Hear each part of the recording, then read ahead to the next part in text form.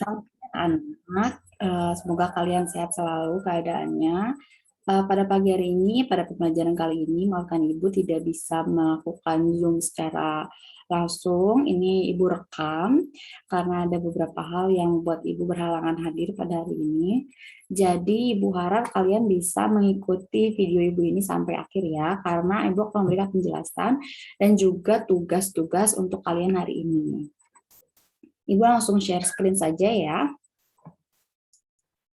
Pada pembelajaran hari ini, kalian akan belajar mengenai mata pelajaran bahasa Indonesia, PKN, lalu juga PLH, seperti yang telah dijadwalkan. Nah, untuk pembelajaran bahasa Indonesia dan PLH nanti saling berkaitan satu sama lain, dan mengenai PKN itu kalian sudah pernah melakukannya di pembelajaran Ibu. Nah, sekarang Ibu akan jelaskan apa sih makna yang kegiatan waktu itu kalian lakukan di pembelajaran PKN. Kita sekarang memasuki tema 3, subtema 1, pembelajaran 2 ya. Nah, ini dia bahasa Indonesia. Bahasa Indonesia hari ini kita akan membahas mengenai kayu. Kemarin kalian sudah membahas mengenai benda-benda yang sekeliling kalian. Kayu merupakan salah satu jenis bahan yang terdapat, maksudnya bahan yang sering didapati dari benda-benda yang ada di sekeliling kalian. Meja dari kayu, pintu di belakang Ibu dari kayu, pensil yang kalian gunakan untuk menulis dari kayu, dan kertas yang kalian gunakan juga untuk belajar untuk menulis itu juga terbuat dari kayu sebenarnya.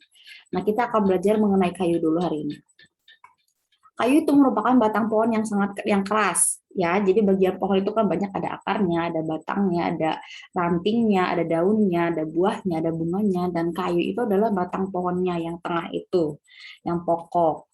Nah, benda-benda yang dibuat manusia itu banyak yang dari kayu, seperti yang tadi Ibu sudah jelaskan ya, meja, pensil, kertas, pintu, dan lain sebagainya.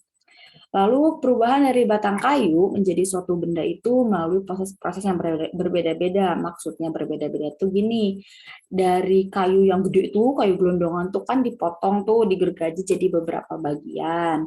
Nah, nanti kan dari situ baru dibentuknya, misalkan mau jadi meja bentuknya kan beda lagi prosesnya, mau jadi pintu beda lagi prosesnya, mau jadi pensil, mau jadi kertas, atau mau jadi ukiran, hiasan, dinding, itu kan berbeda-beda prosesnya, maksudnya seperti itu. Nah, yang pertama, batang pohon itu maksudnya proses dari batang pohon sampai menjadi bagian-bagian kecil itu pertamanya adalah ditebang dulu, pasti otomatis ditebang dulu dong. Ditebang, setelah itu si batang kayu yang gede-gede itu, yang daunnya sudah tidak ada, akarnya sudah tidak ada, itu namanya kayu gelondongan atau kayu log. Nah, si kayu gelondongan ini atau kayu log ini kemudian diangkut menggunakan angkutan khusus, biasanya kalau darat kalau pakai truk, kalau misalkan dari laut pakai kapal. Nah, dari situ dikirim ke pabrik atau ke pusat penggergajian. Jadi dari situ nanti dari kayu yang gelondongan gede-gede itu dipotong-potong menjadi lebih kecil lagi sesuai dengan kebutuhan ya. Yang seperti tadi Ibu bilang, kalau mau jadi meja kayak gimana dipotongnya, kalau jadi pensil kayak gimana dipotongnya, itu sesuai dengan kebutuhan. Lalu sebelum menjadi suatu benda, setelah dipotong-potong jadi bagian kecil tadi, itu dijemur dulu selama 2-4 minggu. Gunanya buat apa, Bu? Kenapa dijemur? Kan ini bukan baju. Nah, kayu itu perlu dijemur, fungsinya gunanya adalah untuk menghindari jamur dan serangga. Serangga di sini tuh maksudnya rayap ya. Rayap tuh. Kadang beberapa kayu itu suka ada yang dirayapin gitu. Dan akhirnya nanti lama-kelamaan kalau misalkan rayap yang nggak dibuang, nggak dimusnahkan, itu biasanya akan membuat si kayu tersebut atau meja tersebut, misalkannya meja ya yang dimakan rayap, habis dengan sendirinya. Itu. Jadi perlu dijemur dulu 2-4 minggu supaya kayunya menjadi lebih bagus, lebih tahan lagi sama jamur dan serangga atau rayap yang merusak kayu. Berikutnya, nah, kayu itu punya keunggulan dan kelemahan. Ada kelebihannya, ada kekurangan juga. Keunggulannya itu yang pertama mudah dibentuk, jadi bisa dibentuk sesuai keinginan kita. Tadi Ibu bilang ya, meja, pintu, kursi, pensil, kertas itu bisa dibentuk sesuai dengan keinginan dan kebutuhan. Terus kayu juga bertahan lama. Kalau salah satu contohnya tuh kayu jati itu bisa bertahan sampai berpuluh-puluh tahun atau beratus-ratus tahun gitu. Jadi nggak cuma tahan setahun, 2 tahun, 3 tahun, tapi bisa sampai beratus-ratus tahun gitu. Karena memang kuat ya, kualitasnya bagus. Lalu kelemahannya sendiri itu kayu itu mudah terbakar. Kalau misalkan ada api tuh, kalau rumahnya, mungkin kalian pernah mendengar kalau rumahnya dari kayu semua bahannya, bukan dari batu bata, itu biasanya rumahnya mudah terbakar karena ya memang semua bahannya dari kayu gitu. Terus yang kedua kelemahannya itu mudah terserang rayap yang tadi gue bilang ya. Kalau misalkan dia nggak dijemur dengan baik selama 2 sampai 4 minggu, nah biasanya kayak gitu mudah terserang rayap gitu, terserang serangga. Nah, kayu itu adanya di hutan ya. Kayu itu terdapat di hutan. Di depan rumah kalian juga mungkin ada kayu, batang kayu, misalnya pohon mangga kayak gitu ya. Tapi yang lebih banyak itu adanya di hutan. Jadi biasanya eh, pabrik-pabrik itu ngambil kayu itu di hutan.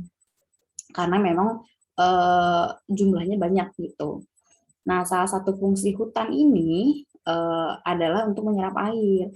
Jadi, kalau misalkan menyerap air itu secara banyak gitu ya. Jadi, kalau misalkan ada hutan, lalu di hutan itu tuh banyak pohon, itu kan pohon banyak akarnya.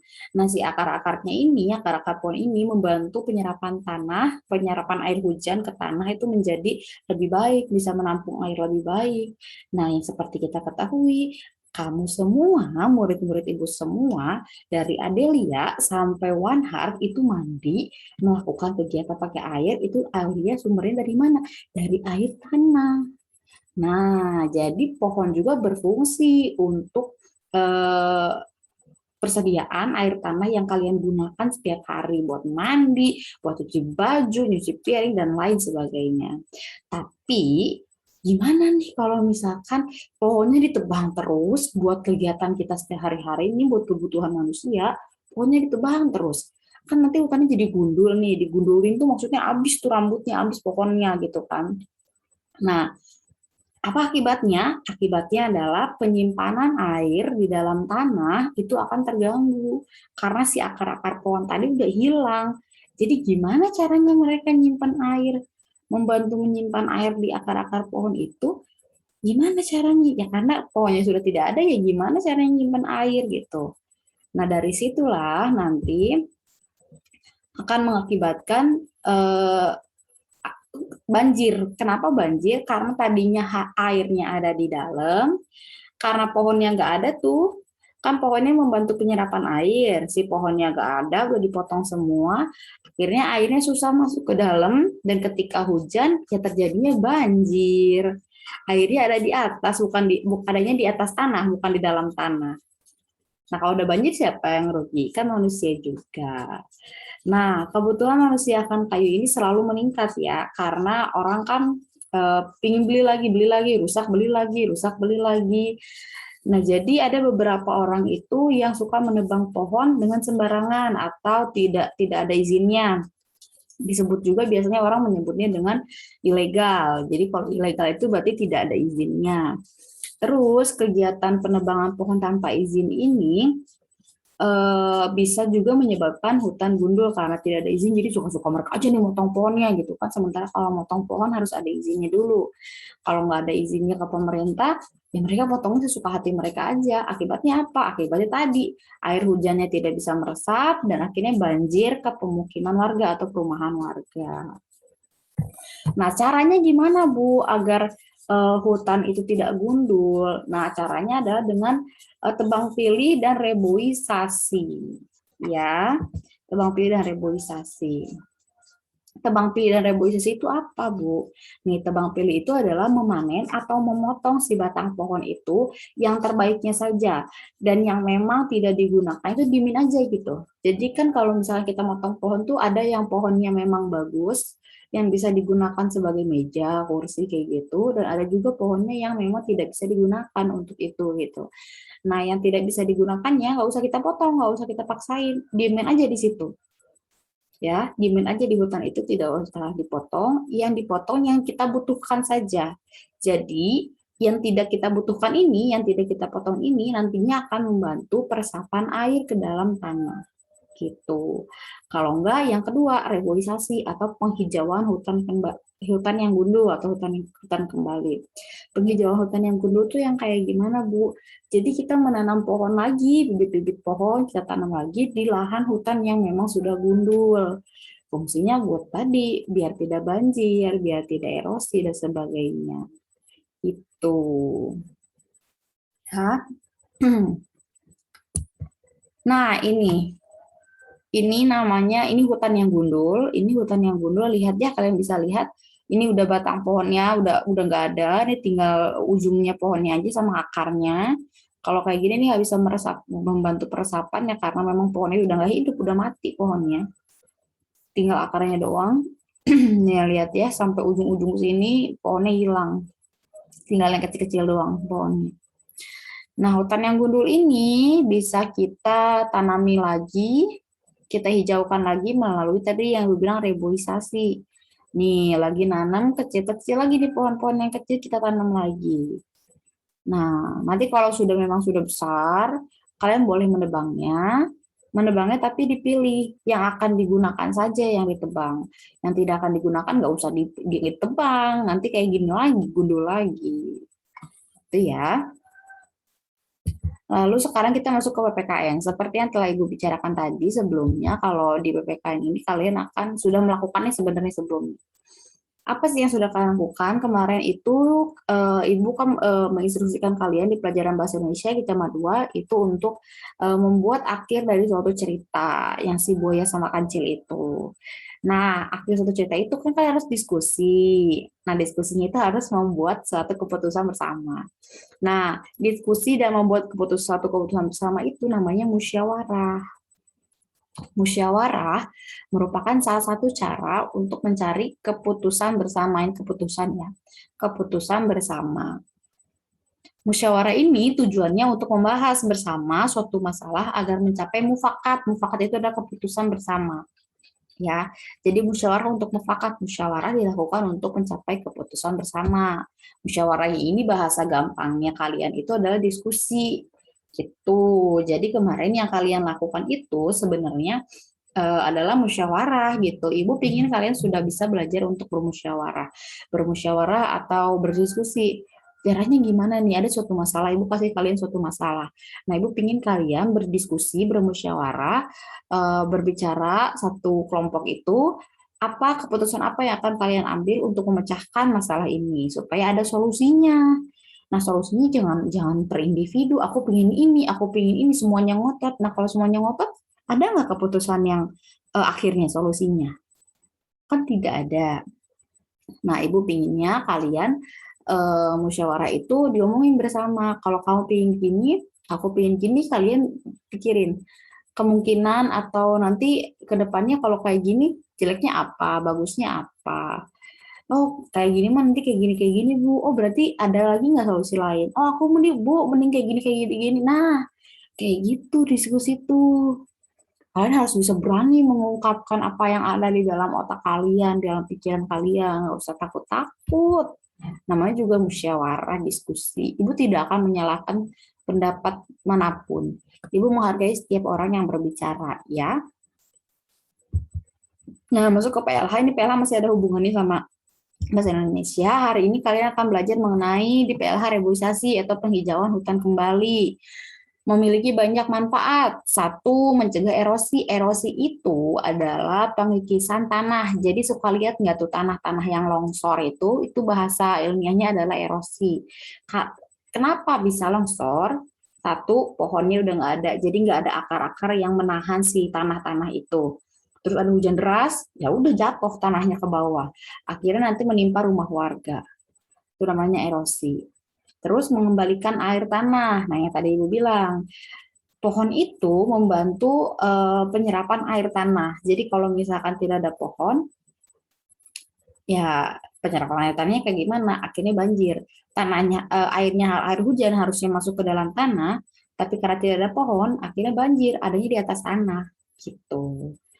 Terus mengontrol suhu, coba deh kalian main ke daerah Lembang atau daerah-daerah Wanayasa, banyak pohonnya kan, dingin pasti. Coba kalau nggak dingin, kalian diam di bawah pohon, itu pasti dingin, lebih adem daripada kalian langsung kena matahari gitu. Nah, jadi pohon itu atau penghijauan karena banyak pohon nih, reboisasi berfungsi untuk mengontrol suhu supaya lebih adem. Mengembalikan rumah hewan. Kalau di Kalimantan, orang utan, monyet, kera atau yang sejenisnya, bekantan, itu kan rumahnya di atas pohon. Kalau pohonnya habis, terus mereka rumahnya di mana? Gitu. Jadi kalau pohonnya ditebang, itu sebenarnya yang rugi bukan manusia aja. Bukan pohonnya aja yang rugi ya, di tebang-tebangan pohon salah satu makhluk hidup. Hewan juga rugi. Ruginya kenapa? Ya karena rumahnya mereka udah nggak ada lagi. Jadi mereka udah nggak punya rumah gitu istilahnya. Kalau ditanam lagi pohon, ya rumah mereka kembali lagi. Menghasilkan oksigen. Nah, memang pohon penghasil oksigen. Kalau pohonnya nggak ada, kamu mau bernapas dari mana? Gitu. Nah, dan masih banyak lagi. Jadi sebenarnya reboisasi itu banyak sekali manfaatnya. Sekarang sudah banyak hutan yang gundul. Jadi kalau kalian melihat, oh ini salah nih, harusnya kayak gini, harusnya kalian sudah bisa berpikir sampai sini ya. Kalau ada hutan gundul, apa yang harus kalian lakukan? Kalian harusnya sudah tahu, karena itu sudah mengajarkan. Nah, sampai ke latihan, ada 2 latihan hari ini yang harus kalian kerjakan. Yang pertama PLH. PLH itu membuat clipping. Clipping itu yang kayak gimana Ibu? Clipping itu adalah kan ini clippingnya tentang ini, hutan gundul, reboisasi, dan atau tebang pilih. Jadi kalian buka koran, majalah, atau berita online. Kalau berita online kalian baca dulu. Kalau ada yang berhubungan dengan hutan gundul, reboisasi, atau tebang pilih, itu kalau misalkan di koran dan majalah kalian gunting gambar dan bacaannya, beritanya itu kalian gunting, habis kalian gunting kalian tempel-tempel di kertas HVS. Minimal itu ada 5 gambar. Kalau kalian nggak punya koran atau majalah, kalian bisa ngambilnya dari berita online yang di print. Kalian print tuh 5 gambar mengenai hutan gundul, reboisasi atau tebang pilih, tempelin di HVS. Kalau HVS-nya dapat 3 gambar, 3 lembar nggak apa-apa. Tinggal di hektar aja, di staples atasnya, 3 atau atasnya ujungnya bisa. Lalu kalian kasih nama kalian, dan kalian hias boleh sesuka hati kalian. Ya, jangan lupa kasih nama. Jadi nih, buat clipping mengenai hutan gundul, reboisasi atau tebang pilih, terus clippingnya minimal 5 gambar, boleh dari koran, majalah, atau berita online. Terus kerjakan clippingnya di kertas HVS. Kalian boleh menghiasnya sekreatif mungkin, dan jangan lupa kasih nama yang lengkap gitu. Jadi paham ya kalau clipping ya. Kayaknya kalau kalian nanya ke mama sama ke papa pasti tahu deh apa itu clipping. Oke? Lanjut ke tugas PKN. Di buku paket halaman 17 itu ada latihan mengenai musyawarah. Apa itu musyawarah? Tadi kan berhubung sama Ibu sudah dijelaskan ya, apa itu musyawarah, manfaatnya bagaimana gitu. Nah, nah ini.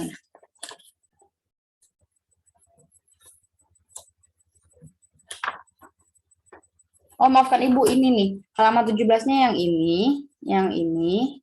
Lalu yang ini yang dijawab. Halaman 18-nya yang dijawab. Nah, yang ini 3 pertanyaan ini dijawab. Nanti sama Ibu difotokan lagi di grup yang mana yang harus dikerjakan. Kalian mengerjakannya di buku latihan ya. Jadi mulai seperti yang udah Ibu jelaskan, kalian itu harus punya 2 buku. Setiap mata pelajaran ada 2 buku catatan dan buku latihan. Buku catatan itu untuk rangkuman-rangkuman, tadi kan Ibu kasih rangkuman-rangkumannya catat di buku catatan, dan buku latihan itu khusus untuk latihan-latihan yang Ibu kasih setiap harinya. Per mata pelajaran ya, nggak boleh disatukan. Oke. Nah, sampai sini dulu pembelajaran kita hari ini. Apabila ada yang mau ditanyakan, boleh di grup WhatsApp atau di WA pribadi ke Ibu juga boleh. Nah, akhir kata, Ibu keingin kalian berdoa. Tadi harusnya doa pembukaannya ini ya, kalian masing-masing. Dan untuk doa penutup juga Ibu ingin kalian berdoa masing-masing di rumah. Sekian dulu yang bisa Ibu sampaikan. Kiranya kalian bisa memahaminya. Kalau ada yang kurang paham, bisa tanya ke Ibu ya, seperti yang tadi Ibu sampaikan. Sampai jumpa lagi di pertemuan berikutnya. Terima kasih, Tuhan berkati.